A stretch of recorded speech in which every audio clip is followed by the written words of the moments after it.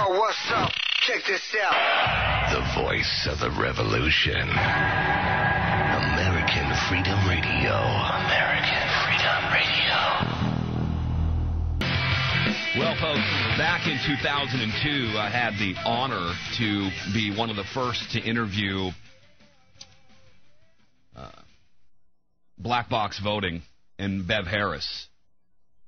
And you could just hear the crickets out in the audience because, you know, people, it's a complicated, boring issue. People don't want to hear about electronic voting. Well, that did catch on. And now we have a new development that in Germany, the Germans have deemed electronic voting unconstitutional. By the way, using the Constitution we gave them. What's wrong with us? We're going to break that story for you next week on the program.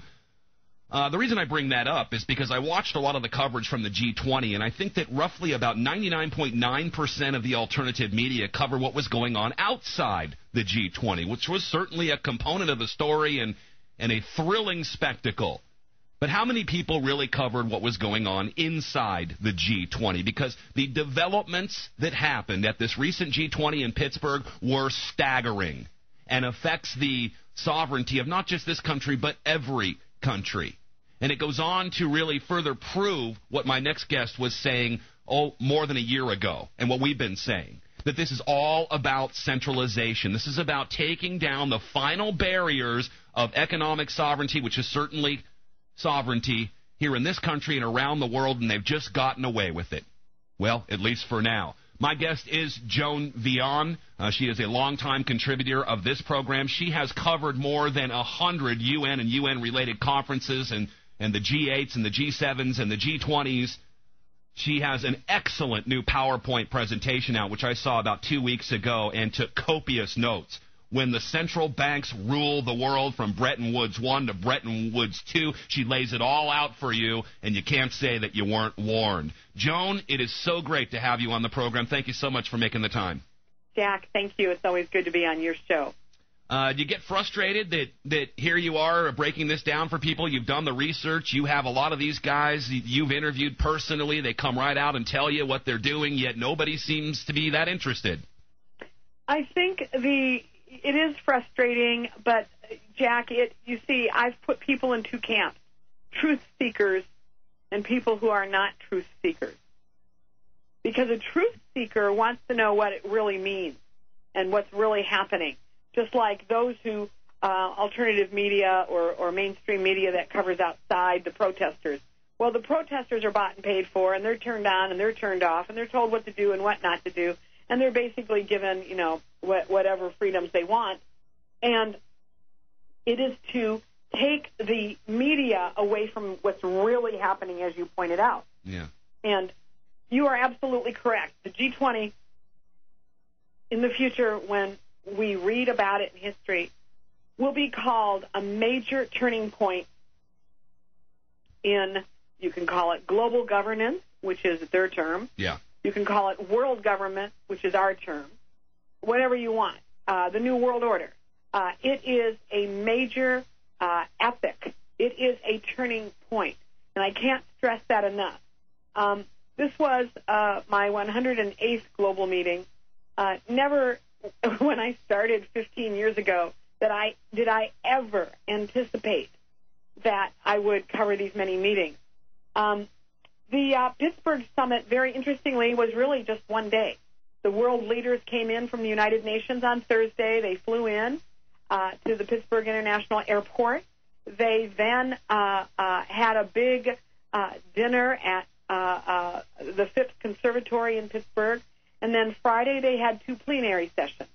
And I have to say, and I haven't read all the documents yet because of so many things, that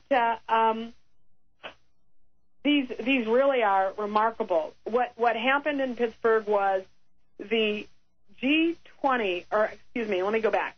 In 1973, when after Nixon had taken the dollar off the gold standard, and all the countries of the world followed suit, he called 5 countries to have a meeting in 1973.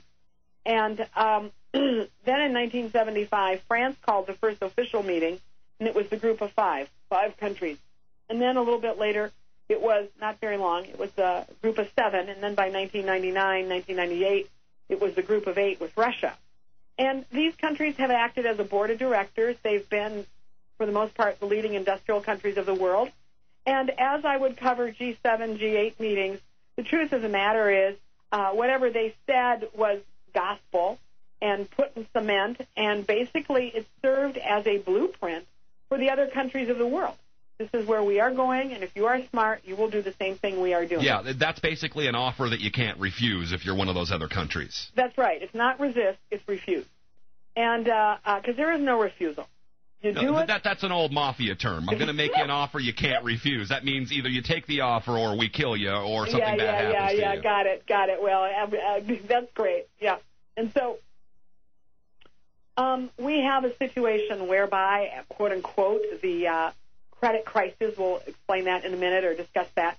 The credit crisis represents basically a managed and planned destruction of the global economy in order to get the countries of the world, i.e. America in particular, to globalize their regulatory laws as it pertains to the Banking, Security and Exchange Commission, the Commodities, Futures and Trading, as it pertains to insurance, as it pertains to real estate, to take every facet of the financial economy and globalize it so that it interfaces with a huge infrastructure that has been set in place at the Bank for International Settlements in the last 12, 13 years. And so we had in Pittsburgh, the group of 8 now is officially the group of 20. And they are, as you mentioned, the board of directors, which will use central planning to stand over all nations on the earth. Gordon Brown said the old system, quote, of international economic cooperation is over. The new system, as of today, has begun. Uh-huh. That basically summarizes it, because what is the new system? The new system is that everything will get in line with the central banking system of the world.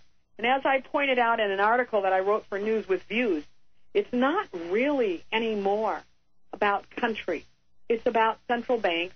It's about the power and the empowerment of the central bank structure on the international level. The countries are used now, the presidents and prime ministers are used as just automatons almost to get their country to adopt global rule. Now, it's very interesting when you take a look at the G20. The G8 is the United States, Canada, Germany, Japan, Italy, France, and Great Britain.